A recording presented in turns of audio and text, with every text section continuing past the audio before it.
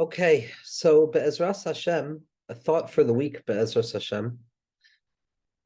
When we look at reality, when we look at life, when we look at experience and all of its intensity and all of its pleasure and all of its boredom and all of its excitement, one of the ways that we cope with reality, one of the ways that a person and our tzaddikim teach us to learn the pathways of calmness and dealing with reality that doesn't often feel calm, is to abstract what one is experiencing back to a place of thought, to be oile into a world of machshava, to take the concept of experience and abstract it by thinking about it conceptually and framing the experience so that now when we experience that thing, we also have a context. And that context is a source of sweetening. The mind, machshava, gives us the ability to tolerate life a little bit more.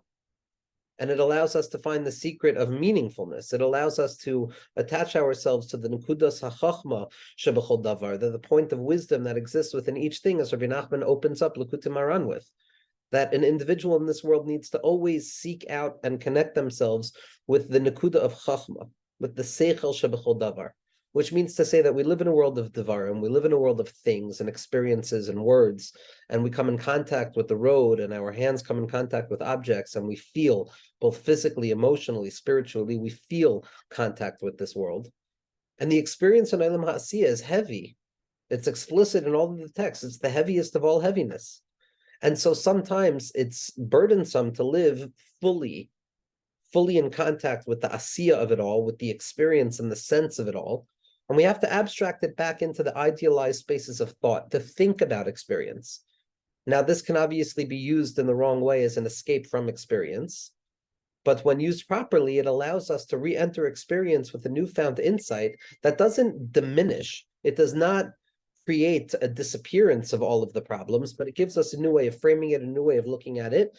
And b'machshava is bariru hakol, the Zohar Kadosh says. In the mind, everything is clarified. The mind is the source of all hamtaka sadinim. And so by thinking about what we encounter in a day-to-day gives us the ability not only to contemplate it in moments of calmness, but rather to apply those insights into a very real, embodied, psychological, emotional way where the deepest ideas become coping mechanisms to find calmness in this world. And so we find ourselves in reality. Yesh olam, a person wakes up in the morning and they are here right now with all of the aches and the joys and the pains and the frustrations and the excitement and the overwhelmingness, each and every emotional category of experience that assaults the individual upon waking, with each and every one of our defense mechanisms that have evolved over time and lasted over time, and those that have fallen apart, and our unhealthy ones and our healthy ones, each person in accordance with their way of encountering the world, each person in their own most selfhood. We engage with this world. We live in this world. It is the most pashut thing available to us.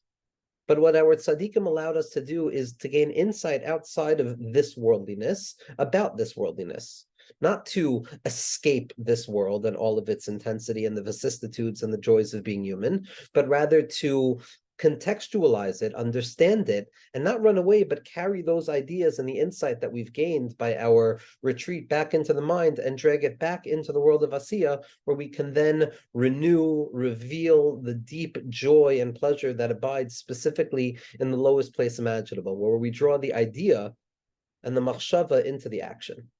But we sometimes have to retreat back to the machshava. And one of the machshavos that the tzaddikim gave us, especially the Arizal and those who came before him that find expression within the Arizal, because the Arizal did a lot of sifting to clarify for us what the direct line of transmission in terms of a healthy and honest, true, real, holy perspective of what it means to be a human being in this world is. The Ramak collected everybody. The Arizal went and he sorted through and gave us a zerem, gave us a specific place. So it's not only the Arizal, but it's all the tzaddikim that preceded the Arizal as well, the tzaddikim amitim. But the question that they ask is, what was the purpose behind the creation of the world? The how and the why of the creation of the world are two fundamental categories when it comes to what Jewish thought is teaching us and what Pnimiyas HaTorah is teaching us. When it comes to the how as well as the why of the creation of the world, in the end of the day, we're always going to come up against the very fundamental realization that we know absolutely nothing whatsoever. Because our grasp, as we've spoken about so often, is ultimately limited because as creatures, we can never truly grasp the creator. We can never truly grasp even the concept of what creator with a capital C might actually mean in its essence, or the intentionality of a creator, or the ratzon that HaKadosh Baruch Hu had, or the kalim, or the mechanisms, and the tzimtzumim. We can know about them, we could talk about them, but at the end of the day, we can't tell you what they are really like. We can only tell you what they feel like. We can only describe these concepts, both with regards to the how and the why of the creation of the world. Nevertheless, once we accept that, everything resides on the central pillar and point of faith, because at the end of the day, we come to a place of learned ignorance, as Rabbi Nachman quotes all the time from the Kadmonim, from the Bechinas Olam, Shatachlis Hayadiyah Shaloi Neda, that the apex and the purpose ultimately and the telos of knowledge is coming to a place where we know that we do not know. It's not that we simply don't know in an ignorant fashion, but we know that we do not know. We know that we cannot know. It's a learned ignorance. It's coming to a place of fully grasping the fact that I can never truly grasp the infinite in any way whatsoever, and all I must rely on is the miraculous power and the wondrous power of Emunah, which is the lowest, and it brings me even higher than the highest. But once that is set in stone, that we don't know, and at the end of the day, as the tzaddikim said, the only way to learn Pnimiyas HaTorah is to learn it enough till you come to a point where you realize that you ultimately do not know. Again, it doesn't mean ignorance. It means knowing everything, but at the core, knowing that everything simply brings us to that place of absolute nothingness, what we can't grasp. But once we have that set in stone, we can then examine, and we have a grand history of examining the how and the why of the creation of the world. The question that we're going to look at, just again as a hakdama for a machshava, for an intention for the week, is the why of the creation of the world. So after we come in direct contact and a full surrender to the true unfathomability of it all, and how in the end of the day, even the highest point that we're speaking about is still not even close to the fullest or even the most limited expression of what God, so to speak, can truly be in its essential form. And at that point, again, we have direct access to it in our own hearts and every aspect of existence, but we don't grasp it, we don't know it. Once we own that, then we can have the conversation about the why. Where does that source of the unfathomable desire that arose within the infinite places of godliness, where does that emerge from?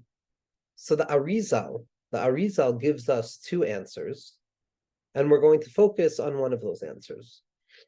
The first answer is that God, so to speak, is infinite in all matters of infinitude, unlimited in all matters of unlimitedness. And in order for something to be truly infinite, or order for something to be truly unlimited, it must also have the capacity to express itself in finitude or in limitation.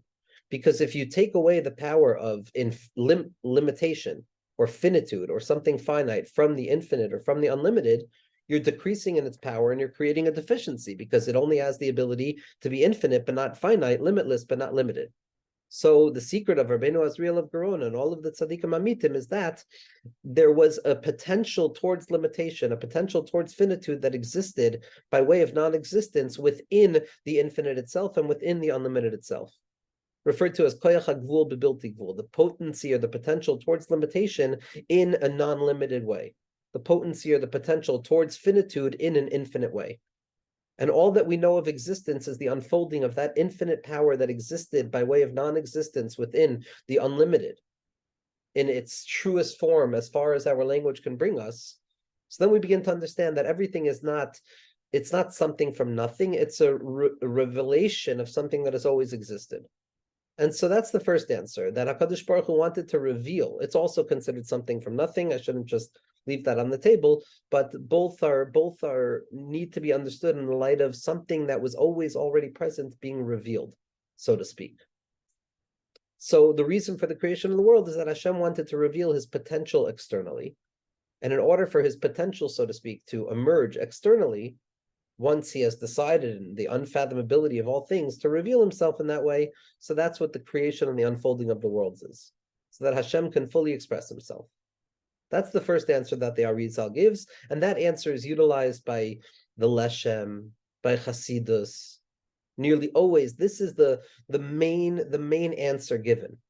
And we begin to understand that direction of the unfolding and the revelation from something that was in a state of concealment. Chabad is malei v'gadush in this. They spend infinite amounts of words describing what this process looks like. But then there's a second answer that is actually printed textually earlier, then, oh, I'm sorry, not earlier, in Eitz Chaim, but this answer is given that the reason for Hashem's desire to create the world is because Choy Katov Lahetiv. That is the nature of goodness, capital G goodness, to express good. Now, without getting into the technicalities of this concept or the postulates that it's built upon, accepting this notion because our tzaddikim have given it to us, the Ramchal, Rav Moshe Chaim Luzzatto, took this reason for the creation of the world and placed it at the crown of his system. Ki choy katov lahetiv, the essential nature of absolute goodness, the goodness of all good, is to bestow goodness. Now, practically speaking, leaving the realm of the theoretical, to apply this on a practical level, an emotional level, to wake up in the morning and to say that HaKadosh Baruch Hu has created the world in order to bestow good. Ki choy katov lahetiv, it is the ultimate nature of good to bestow good. That it's an olam chesed yibana, that Hashem has created a world of goodness, that the basic status of this place is goodness, is ach toiv v'chesed yodefuni. It's a being chased by goodness, by the possibility of growth, by the possibility of experience. There is a grace, a hidden grace that exists hidden within all things, a chen, that shines forth from all things, that creates opportunities in this world of beauty and growth and every other possible experience as well.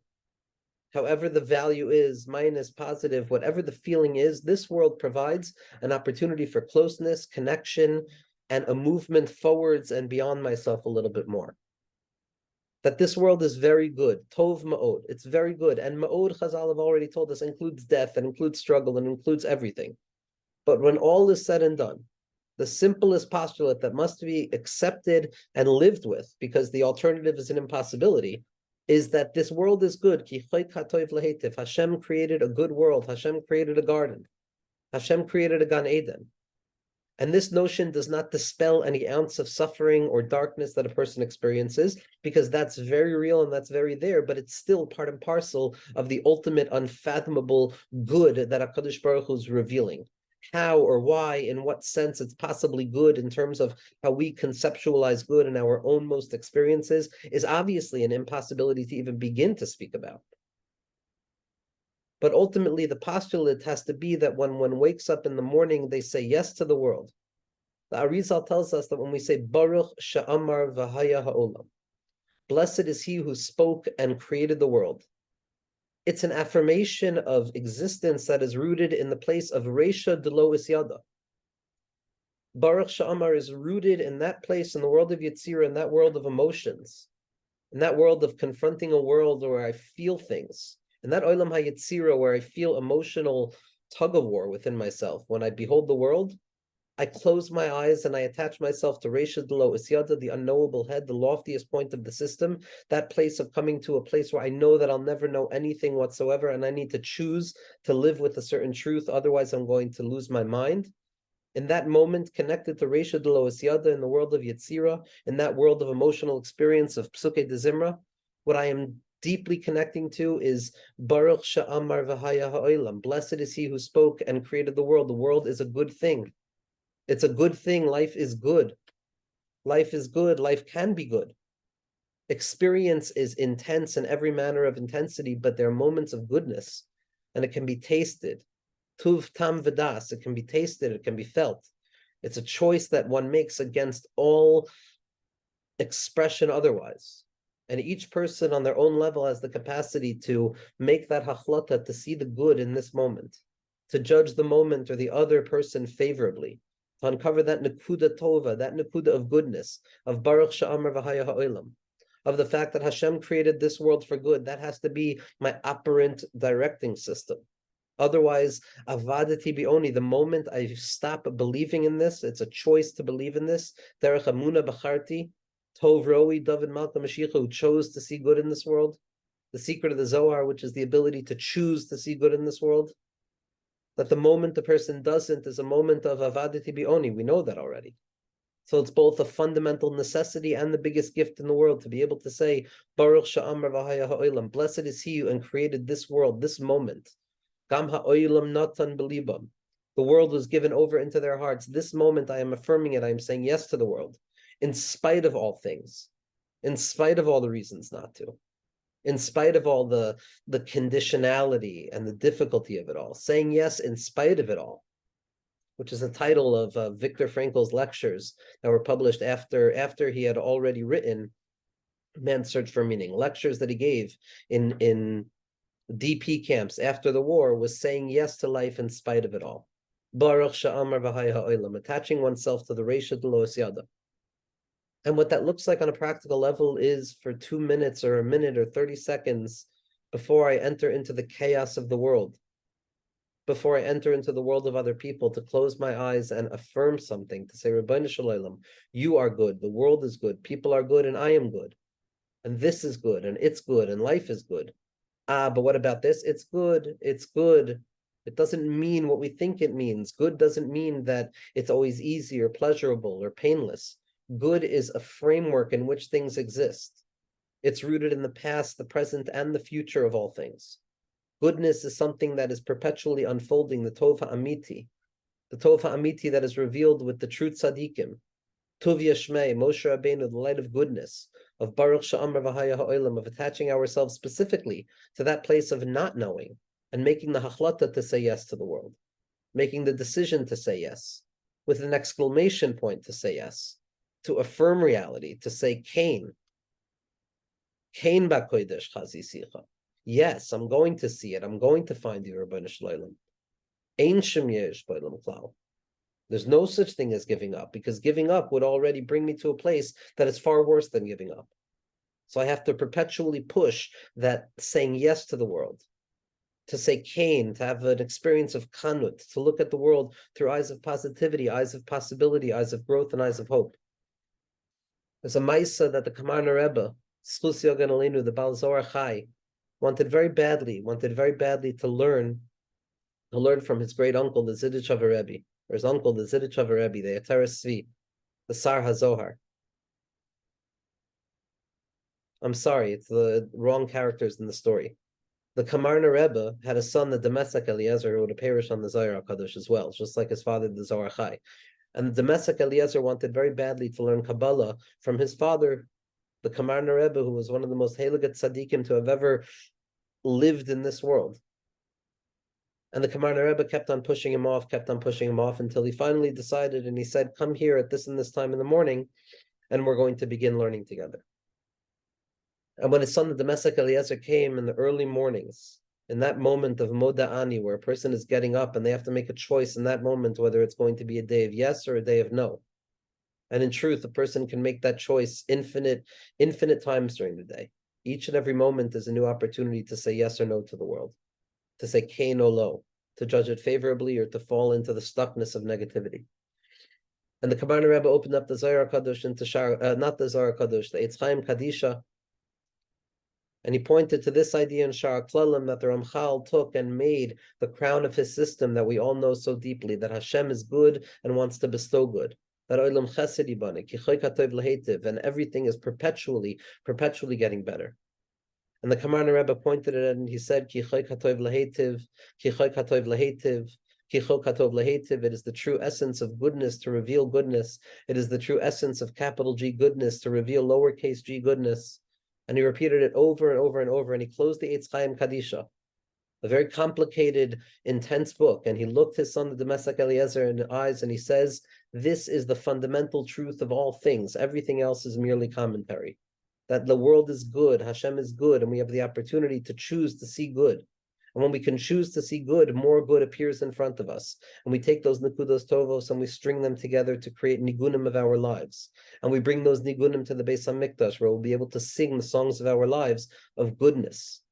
The nigunim of our lives that transform all of the despondent chords and all of the difficult chords, not into something opposite themselves, but that reveal the goodness that exists in every experience. To say yes to the world, to reach into that place of unknowing, of Reish Lois Yada, and say, Baruch Sha'amar V'haya Ha'olam. Rosh Tevos B'shav, equanimity, as we're going to see in a future class on Shavisi Hashem L'negdi Tamid. The way to attach oneself to that place of Achtoi V'chesed Yidfuni is B'shav, Baruch Sha'amar V'haya Ha'olam, a sense of equanimity, all things equal, Shavisi Hashem L'negdi Tamid. Be'ezras Hashem, if we could choose to say yes to this moment, to this experience, to this day, to this person, then Be'ezras Hashem, a person is going to begin to feel the light of Mashiach in their lives, Be'ezras Hashem.